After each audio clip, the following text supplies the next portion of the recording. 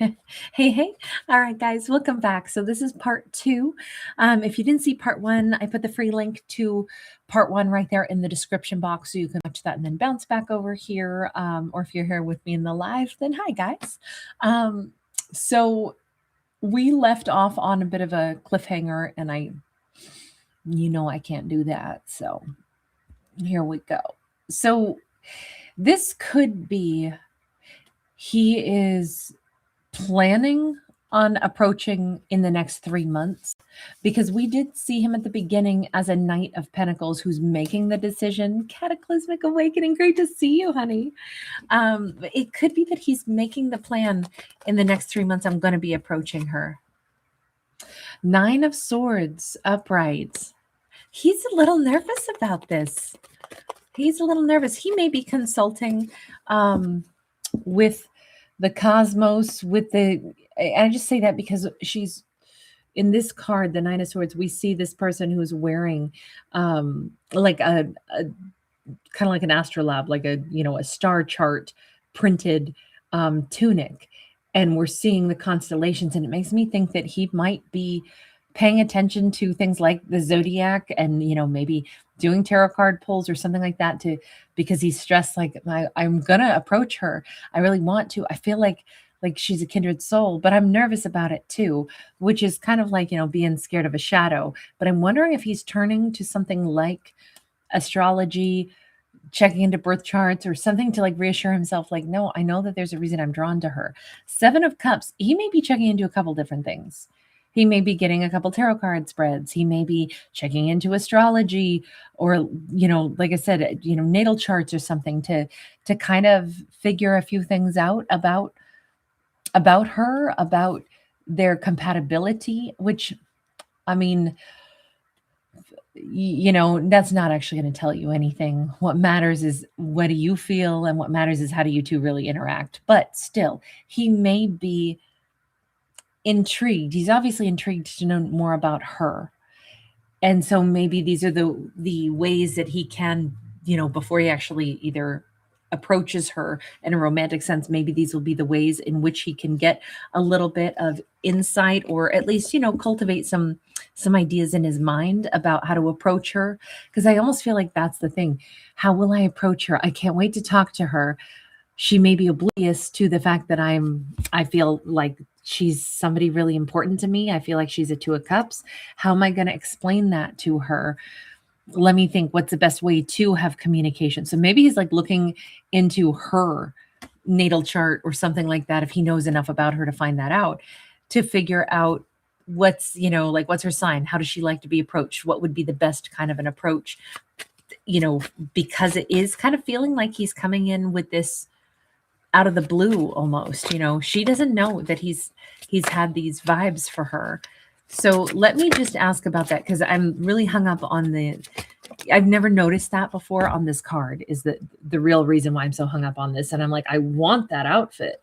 I have a nice like map of the world, but I don't have like a genuine map of the cosmos on a shirt yet. We all know I'm going thrift shopping. Give me some Macklemore, turn that on, pump it up, and I'm going to this thrift shop. So we have him with that Ace of Pentacles and the 6 of Pentacles, which is about the timing. So he may be into things like the divine timing as well.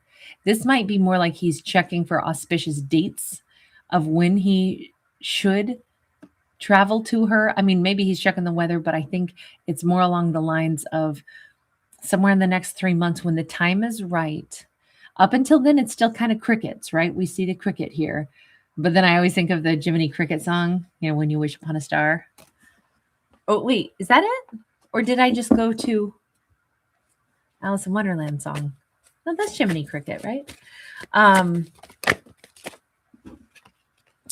We've got a 4 of Wands. Again, he keeps thinking somehow he will be able to interact with her business-wise first. Interesting. So his approach is going to be very, like sensible, very like, I'm going to go ahead and I'll approach her with this, like matter of fact. I'll approach her. She definitely has some business. We saw that in part one with the boss babe. We saw her focused on like work related stuff, building, growing, expanding.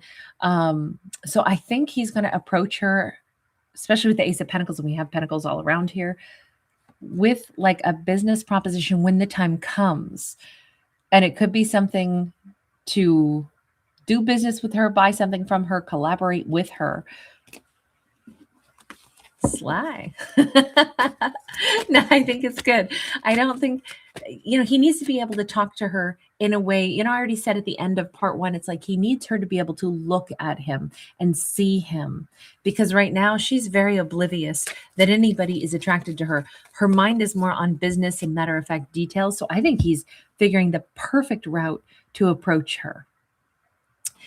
Now with the Judgment card, which is about reconciling things, it's about maybe this is his way to check also and be like, I wonder if she is like single and healed, or if she's like, I only work, I don't want to talk about love, don't come near me. Sometimes people can be great and friendly, but then super prickly on a topic that they don't want to have anybody approach them on. And I almost think that this is him going to be able to approach her for like a more matter-of-fact purpose. I mean, yes, let's be honest. He has an ulterior motive. He also might want to like meet her family or something and like insinuate himself in just a little bit and kind of get to know her just a smidge. We get the Devil in the reverse.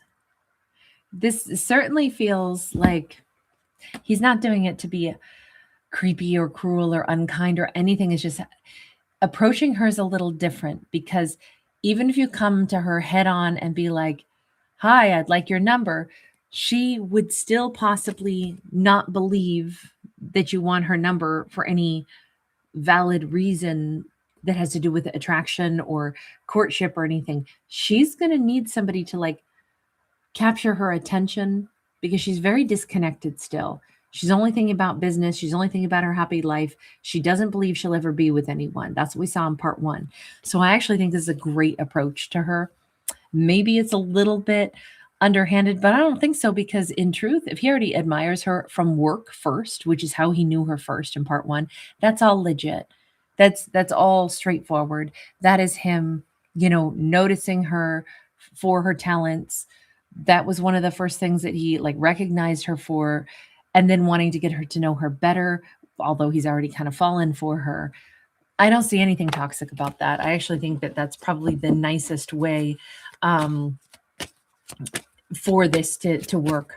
Oh, Angie, Leo girl, no, it's back. The video that I did last night, as soon as I was done with it, it took 24 hours to process. So I re-released it for you guys today. It's in the playlist again. Yeah, it's a real bummer the way things have been going lately. If my videos are any actual length, they oftentimes aren't processing. So then I have to wait for the 24 hours until it processes, and then I can, release them again. So that's what happened again last night, but it's out there now. Thank you, though, sweetheart. This Nine of Swords says he is nervous. We saw that already. We saw the Nine of Swords here. We see it again. I do think this is him. Maybe if he's pulled some tarot cards, or he's talked to somebody and they advise like, approach in a methodical way or a sensible way. How did you first meet her? Okay, then talk about that first. They might have gotten advice from someone, like I said, with all of the, astrology type imagery here. They may have gotten some kind of advice, or they just kind of looked into their own heart and said, how would I approach? I know how to approach. Still doesn't make it easy for the first like icebreaker moment though, right? There's still something that is, difficult to be able to find. We've got that 10 of Pentacles and it's in the reverse. That 10 of Pentacles is something to do with, what if she doesn't want to talk to me about work? What if she doesn't want to collaborate? Then it's end of story. I got nothing else. Let me just ask. Let's go back over to her. Feminine, Are you going to want to interact with this person? Because man, I really like him. I want her to have somebody like him. You know, he seems amazing. Three of Cups. She'll definitely want to interact with him with that Three of Cups. She's somebody, again, she may still be like dense as can be about like, oh, no, he just wants to talk to me about work and, you know, collaboration and stuff, but she's very warm. She's very friendly. She just assumes everybody only wants to be her friend. She doesn't think that anyone's attracted to her or interested in her. That still seems to be where she's like brick wall. We've got the Ace of Swords sideways. Again, she's not seeing anything more than that. But she will absolutely interact with him. She will absolutely, you know, have a nice time with him. If he's going to be approaching her, talking about business related things first, she will be warm. She will be friendly. And it will not even cross her mind that this is him trying to step into her world. She's going to need some guidance or some way to connect. Universe, what's the best way for her to maybe connect to her own intuition again? Because it seems like she's I don't know, just unaware right now. We have Seven of Pentacles. Seven of Pentacles is, you know, digging deep down. She needs to ask herself what she learned from that person of the past. Remember back in part 1, we had her as somebody who had been treated pretty gritty. You know, it was pretty bad. She was with somebody who I said, I don't know if they were a habitual cheat or what, but there was a justice card. There was the, you know, the devil card with all the vices. And that was her last relationship. And although she's thoroughly moved on from it, it just left her different. It left her thinking differently about things. And I think that the universe is saying, hey, you also learned a whole bunch. What did you learn? Don't just say, okay, I learned that they were a liar and a cheat. And, you know, somehow that just, it kind of ended things for me in the concept of thinking that I'd ever have a partner. And the universe is like, that ain't the lesson, hun. Dig down, go mining for those emeralds. You got a better lesson in here and you're missing it with that moon. You're out here in the forest still. You're supposed to go toward the warmth. Your big lesson was somebody that, you know, treated you gritty. They didn't deserve you. There's other people that are much warmer. Go toward people that are healthier, that are brighter, that are standing in white light, you know, because they're healed. Don't go for somebody who's still stuck in their vices. That was the big lesson. Not that you're supposed to walk alone and it's okay, I'm fine alone. Yeah, we know you're fine alone, but there's also wonderful warmth to be had out there in that forest. She's missed that component of the lesson. And I think that that's great. Those two cards together are pretty fantastic at like nudging her, showing her like that's what she was supposed to learn. Yeah. And Queen of Wands, she was supposed to walk away feeling sexier, feeling more empowered, knowing that, you know, she's worth more and that people who, you know, are healthy enough to be with her, she'll select carefully because she knows she deserves better. That's not the lesson that she walked away with. She walked away with the concept of, yeah, I'm totally fine solo. And in one way, that is the Queen of Wands too, but she missed the other half of that. It's like if you had an ice cream sandwich, but you didn't have the cookie part on the one side of it, then it's not an ice cream sandwich, right? So you can't even call it that. It's just a weird, I don't know, ice cream blob. You know, I have no idea what you'd even call that. A topless ice cream. I don't know, but it's not an ice cream sandwich.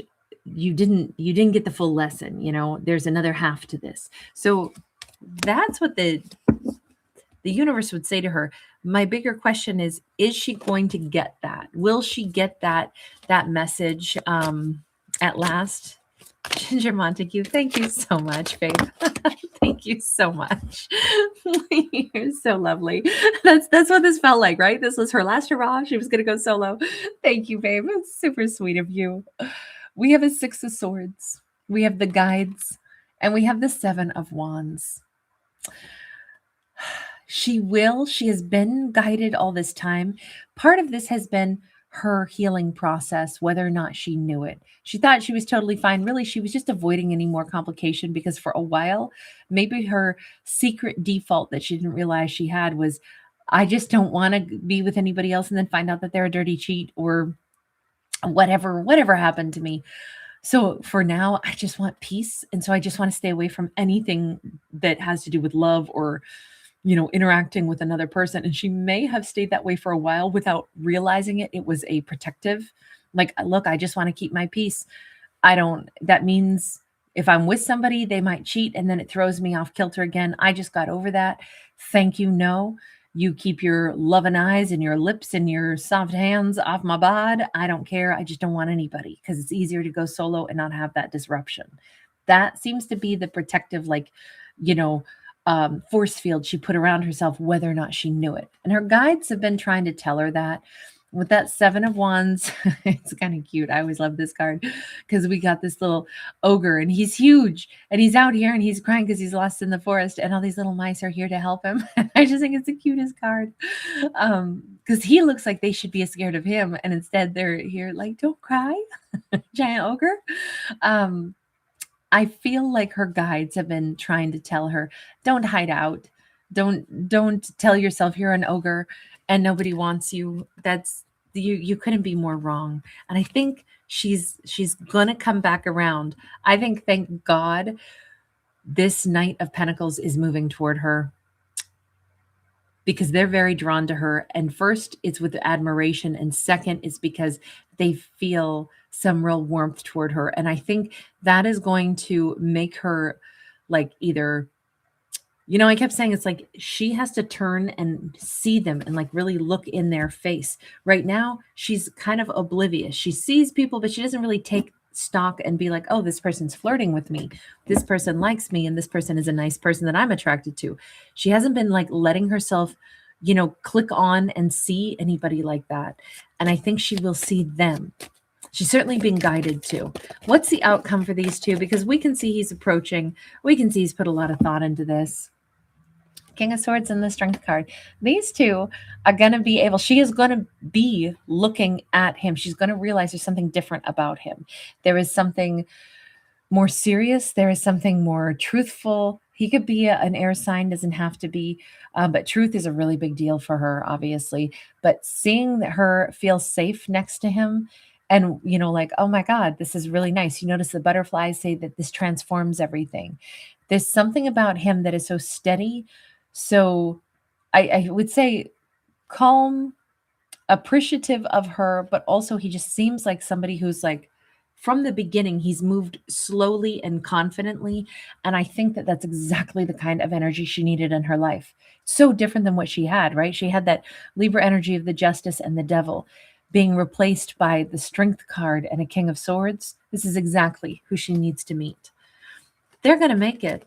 Or they're certainly, I feel like he is going to turn her around and make her say, oh, I forgot what actually like connecting to another person could feel like. I didn't realize I was missing out on that. This is beautiful. I love seeing them side by side on that Strength card. All right, you guys. Carol, thank you, Angel. You are so generous. Thank you, sweetheart. You guys, I so appreciate you. Thank you for giving it a thumbs up. Thank you for hanging out with me. You guys are so lovely. Ramon, thank you again, and Merry Christmas. Merry birthday. I think I just want to celebrate. Air Bubble, Ginger Montague, thank you again. Carol, thank you so much. Angel Leo Girl, thank you guys. All right. I'll double check, Angel Leo Girl, now that you say that. Maybe it's not put back in the playlist yet. That could be the case. Oh, I'm so glad you told me that. I'll go double check that right now. Victoria, hi, honey. Thanks for being here. Cataclysmic Awakening, so appreciate you. Hi, Holly. That's right, Holly. I'm going to go pop some tags. Got $20 in my pocket. Wendy E, love you. Thank you for being here. All right, you guys, I'm going to bounce on out. Wendy E, Diana, thank you, everyone. I'll see you back on the other side where I'm going to go back over to the other channel now. CDW, thanks for popping by, hun. Bye.